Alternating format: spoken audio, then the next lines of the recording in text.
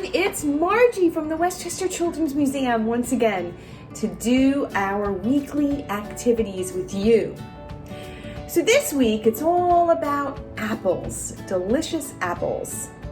So I have one right here and I happen to love apples, so I'm going to take a big bite out of it. Apples are really good. And they're really good for you too.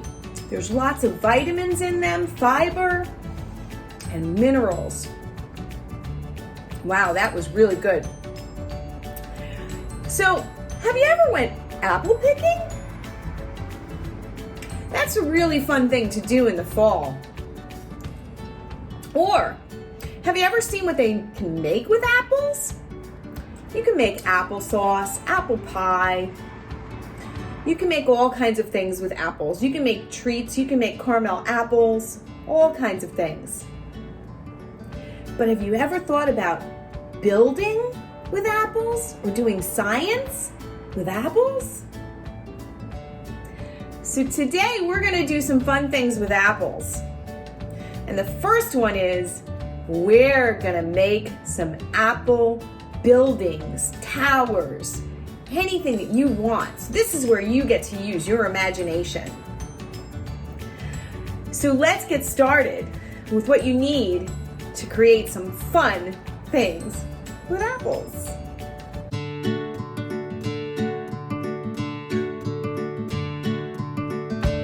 So what you need is just a few things, actually. You need some apples. And you actually probably need at least 10 apples. And they can be different types of apples because there's lots of different types of apples. So the next thing that you need is you need a lot of toothpicks, because those toothpicks are going to help you build. And you can add some extra things in if you want to after you get started with building either your tower, or maybe you could build a robot. But you can add in some marshmallows, or you can add in some gumdrops and things like that. So let's get started with building our tower or our robot or anything you want. But before we get started, your caregiver is going to have to help you cut up your apples into all different size pieces and shapes. So it could be cutting an apple in half. It could be cutting an apple in quarters, so 4 pieces. It could be cutting an apple in 5 pieces. Okay, it could be cutting it into little squares because you want to use all different sizes in your apples. So let's get started.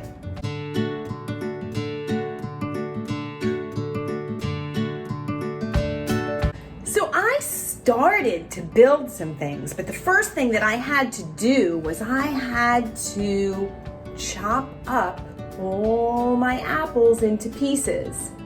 And they can be all different sizes, as I said before. You can actually use a whole apple to build on too. So I want to show you a couple of the things that I started. So here, what I started to make is I started to see if I could make a really tall tower or building. Now it's pretty flat right now, but I can start building it this way. And another thing, you can have some fun. And you can take your apples and take some markers and maybe some googly eyes and some pipe cleaners, and you can make a fun apple friend. Now I put toothpicks in the bottom so he or she will stand up. So there's our apple friend, and you can do more. You can put more pipe cleaners in, you can put more toothpicks in, and what I did here is I just used some sticky Velcros and I put those on with the googly eyes. And that's our friend the apple. So I hope you have fun, but one of the things that I wanted to mention before you really get started with making your building or your creature or your robot with your apples and your gumdrops and your marshmallows, whatever you want to add, it's really important that you kind of think about it first. So what you want to do is you want to ask questions of yourself. What do you want to make? What would it be for? Then what you want to do is you want to use your imagination. So I used my imagination when I was starting to build my building and also my apple friend. And then you may want to even draw it on a piece of paper and see what it looks like on a piece of paper first. And then there's the fun part. You want to create it, and that's fun. I had a lot of fun making my little apple creature and also starting to build my really tall building. And lastly, if something doesn't work, you want to keep trying and you want to try something else. So you might want to change your design a little bit. So if I keep going straight up like this and all of a sudden my building falls, maybe I need to change something about it.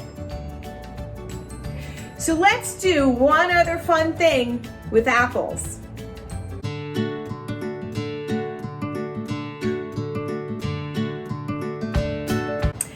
That was fun, huh?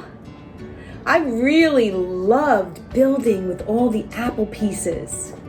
You can make some really cool stuff.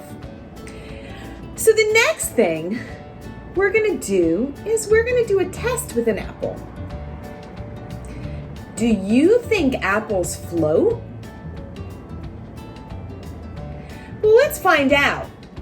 So what I did is I cut one of our apples into all different size pieces, some small, and I have the half of an apple. I cut it right in half. And we're gonna try it. I have some water right here in front of me. And let's see. So what do you think? Do you think our half of an apple will float? Well, let's try it out.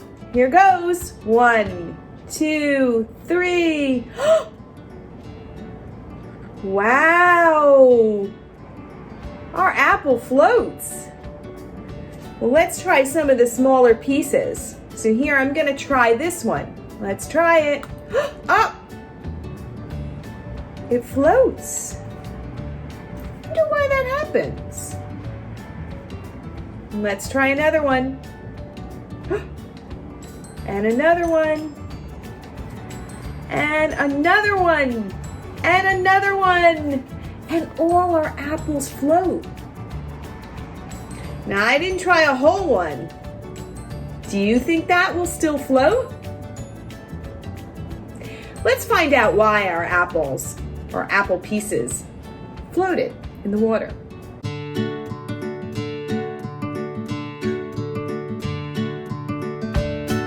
So why did our apples float? So actually, some fruits, and apples especially, actually are made of 25% air inside. So that causes the apple to be a little bit lighter.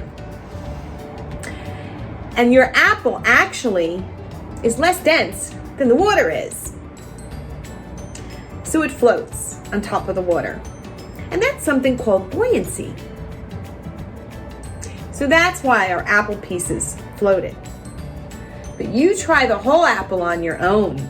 Maybe you can fill your sink with water and see what happens. So it's Margie from the Westchester Children's Museum. Thank you so much for joining us for all these fun activities. We would love to see some of your apple creations, so please send them to us, especially if you make any of our little fun apple creatures. So I enjoy doing these with all of you. Thank you so much, and I will see you once again soon. Have a great day and have fun with apples.